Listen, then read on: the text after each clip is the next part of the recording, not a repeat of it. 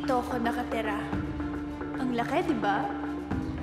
Bahagi ako ng tribo ng mga wakay na kilala sa taglay naming kapangyarihan.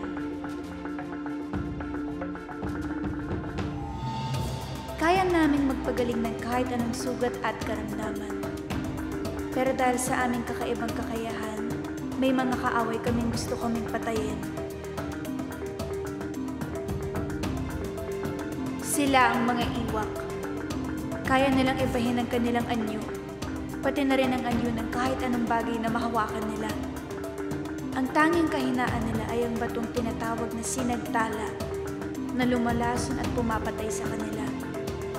Pero sa kabila nito, di hamak mas malakas sila sa mga waki dahil sa angkin nilang kapangyarihan. Dahil sa mga iwak, naubos ang mga waki, kasama na ang aking pamilya. Ngayon, isang waki na lang ang natitirang buhay. Ako. Ako si Tarzi. Ako na lang ang nag-iisang waki sa mundo. Pero kahit mag-isa ako, hindi ako malungkot. Dahil marami ang desk ko.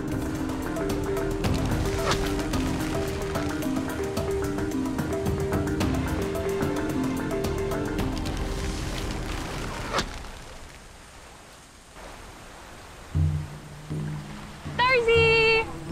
Tarzi!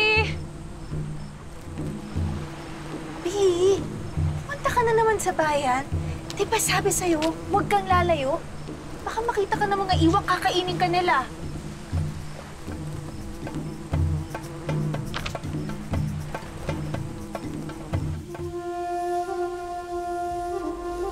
Huwag kayong sasaktan! Umalis kayo! Ano ba? Tama na! Napakatuwag mo talaga, Pip! Tama na! Rico! Tama na! Duwag! Ano? Lalaban ka? Tama na yan!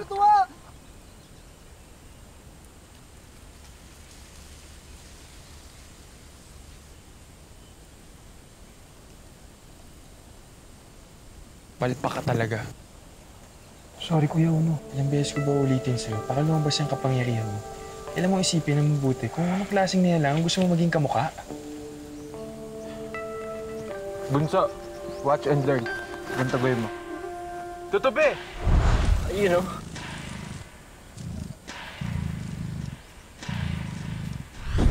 Oh, see? Sisiw! Asan yung sisiw? Pakaslo mo talaga. Sisiw as in madali mag-transform. Sisiw sa inyo, Kuya Dos. Pero sa akin, hindi.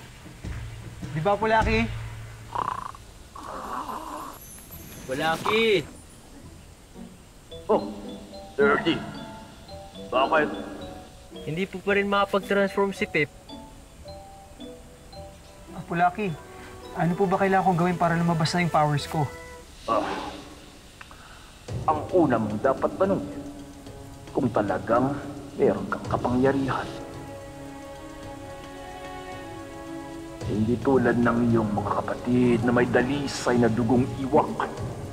Ikaw ay kalahating tao at kalahating iwak lamang. Dahil tao ang iyong ama.